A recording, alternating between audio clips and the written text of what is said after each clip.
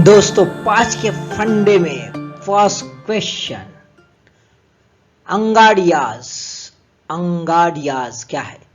One informer system of courier of Patel community from Mehsana district of Gujarat to provide courier services mostly unpolished diamonds and cash. 3. Illegal courier system indulge in a hawala transaction. Answer is B1 and 2 only. Informal system है courier की, Patel community के है, Mehsana district से belong करते हैं in general, और ये courier पहुंचाती है अनपॉलिश डायमंड्स और कैश के लिए, लेकिन it's not illegal courier system नहीं है और कोई हवाला ट्रांजैक्शन में ये इंडल्ज नहीं है. न्यूज में इसलिए आए दोस्तों कि angadias and their police extortion complaint. Police complaint किया गया है अंगाडियाज ने कि भाई डीसीपी त्रिपाठी जो है एक्सटॉर्शन करता है. इसने कहा है भाई मुझे हर महीने 10 लाख तो आपसे चाहिए या नहीं चाहिए मुझे मालूम नहीं है ना. तो ऑब्वियसली इन्होंने कंप्लेंट कर दिया है. अब नेम कहां से आया है? गुजराती अंगाडिया यानी कैरियर्स. कैरियर का मतलब होता है अंगाडिया. ये इवॉल्व हो गई सिस्टम 19th सेंचुरी में, जब अंगाडिया जो थे यानी करियर जो थे ये वैल्यूएबल्स जो मुंबई टू गुजरात में ले जाना आना वो काम करते थे इस ढंग से. इनफॉर्मल आप पोस्टर देख सकते हो, इनफॉर्मल वे से काम कर सकते हैं, है ना. It largely based on the trust, यानी ऐसा कुछ लिखा पड़ी नहीं रहती है ना, कोई एग्रीमेंट नहीं, रिटर्न एग्रीमेंट नहीं, बस ये ट्रस्ट के भरोसे चलते हैं. जैसे हवाला ट्रांजैक्शन भी ट्रस्ट है, उस टाइप का है ट्रस्ट. ओके, अब दे चार्ज द फी. अब उसके लिए फी चार्ज करते हैं ₹200 पर लाख ऑफ वैल्यूएबल गुड्स, और एक इंश्योरेंस भी रहता है 70 to 80% ऑफ देयर वैल्यूज. उनका खुद का एक बैंकिंग ट्रांजैक्शन होता है, और उसमें खास बात है कि सीक्रेसी ये बहुत इंपॉर्टेंट है ना, और ये कहीं अनअकाउंटेड कैश या हवाला में इंडल्ज नहीं होते. अब मामला क्यों आया ये? तो दोस्तों section 65(2) of Maharashtra police act के तहत पुलिस ऑफिसर जो है, कोई भी बंदा यदि 2 लाख की कैश लेके जा रहा है या अनअकाउंटेड ज्वेलरी लेके जाए तो उसको चेक करना, उसको डिटेन करना और कंसर्न डिपार्टमेंट को अलर्ट करना, ये उसकी जवाबदारी है. तो उसको तलाश तो लेनी है.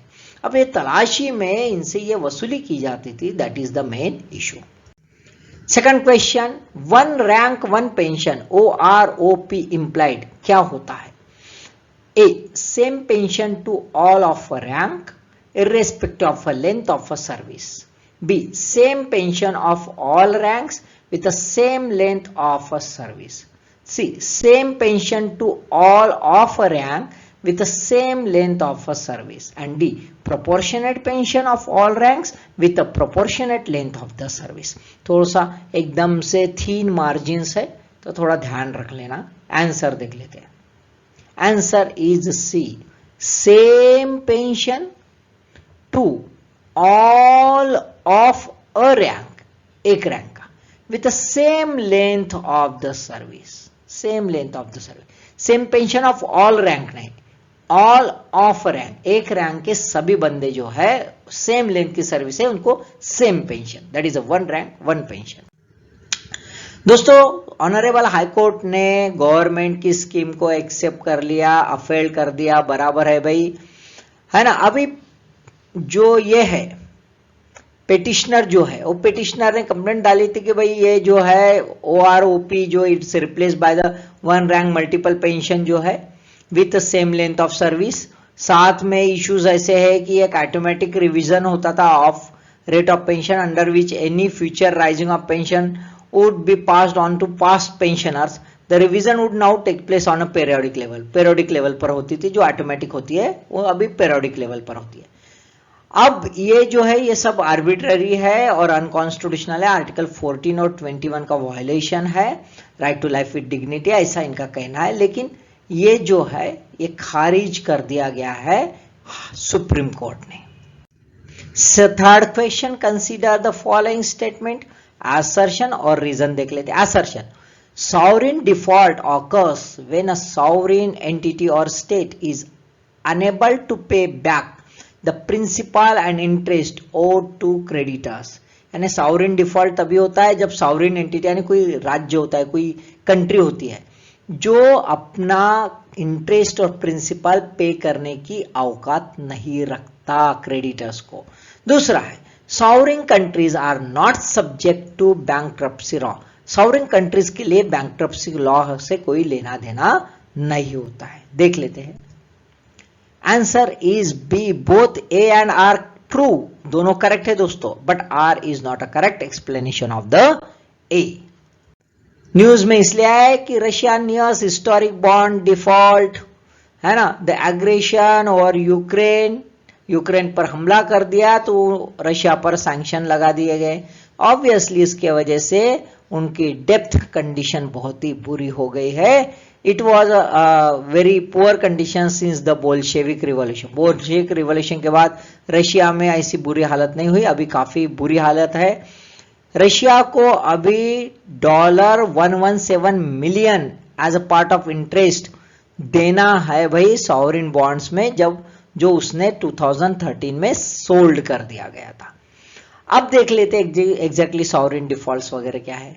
तो countries and sovereign entities like individual companies, है ना, ये फंड बोरो करते हैं अपनी एक्टिविटीज करने के लिए, है ना, कुछ कंस्ट्रक्टिव इंफ्रास्ट्रक्चरल या हेल्थ सर्विस या वेलफेयर सर्विसेज इसके लिए।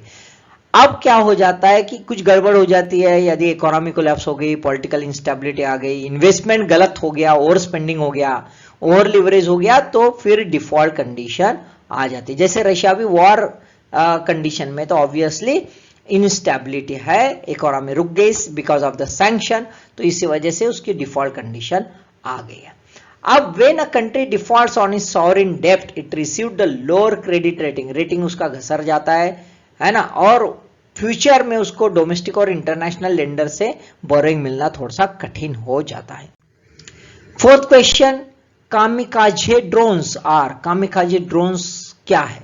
सैटेलाइट ड्रोन्स है, सर्वेलेंस ड्रोन्स है, स्टिल्थ ड्रोन्स है, सुसाइड ड्रोन्स है, क्या है? Answer D, suicide drone. Suicide, kamikaze drones are suicide drones. News में इसलिए दोस्तों कि यूएस ने जो है यूक्रेन को ये ड्रोन देने का प्रॉमिस किया और दिया, उस ढंग से प्लान भी बना है as a part of tranche of weapons given by the USA to help the Ukraine. इसको, ये जो ड्रोन है इसको स्विचेबल ड्रोन भी कहा जाता है, because having their blade like wing spring out on the launch, ऐसे ऐसे जुंग ये फैल जाते हैं, है ना। It allow the operator to adjust the blast radius, कितना ब्लास्ट करना है, कितना एरिया, वो भी डिसाइड करने का यहाँ अपॉर्चुनिटी है। यहाँ पे कैमरास लगे हैं जो आपको एक सेकंड पहले भी, इंपैक्ट के एक सेकंड पहले का भी पिक्चर दे देते हैं, तो रियल टाइम वीडियो डाउनलिंक मिल जाती है आपको और एरिया ऑफ ऑपरेशन कवर करने का एक अच्छा अपॉर्चुनिटीज मिल जाती है।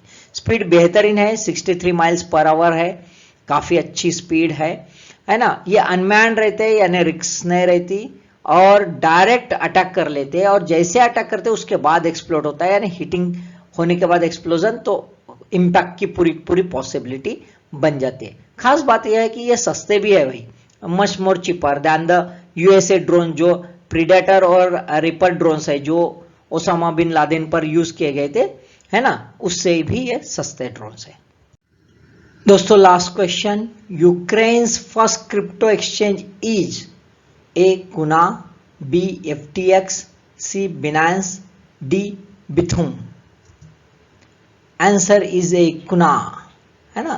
तो ये फर्स्ट क्रिप्टो एक्सचेंज है यूक्रेन का। बाकी देख लेते हैं एग्जैक्ट क्या है तीनों। तो एफटीएक्स जो है ये बहामास का क्रिप्टो एक्सचेंज है, और बिनांस जो है ये केमैन आइलैंड्स का क्रिप्टो एक्सचेंज है जो 2017 में बना गया है ना। और बिथुम जो है ये साउथ कोरिया का क्रिप्टो एक्सचेंज है जो 2014 में तैयार हो गया है। दोस्तों न्यूज में इसलिए कि how crypto legislation in Ukraine में एड इट्स वॉर एफर्ट। अब लीगल फ्रेमवर्क देने का पूरा सोच ही लिया है यूक्रेन ने, और एक रेगुलेटेड इकोसिस्टम में वर्क करेगा ऐसा डिसाइड कर लिया। इसके लिए national security stock market commission इसको पावर्स दे देंगे। ये जो है national security stock market commission, ये बिल्कुल इंडिया के सेबी जैसा वर्क करता है। अब यहाँ पे यूक्रेन के यहाँ पे जो ये है एक एक्टिव रिटेल यूजर्स जो है ये बहुत सारे थे, है ना, यूक्रेन में। अब ऐसे सिचुएशन में देखा जाए तो यूक्रेन जब वॉर कंडीशन में आ गया तो देखा कि एक अराउंड $100 मिलियन जो है वो क्रिप्टो करेंसी के फॉर्मेट में डोनेशंस आ गए। तो तो ऑब्वियसली इसका यूटिलाइजेशन करना बहुत जरूरी था।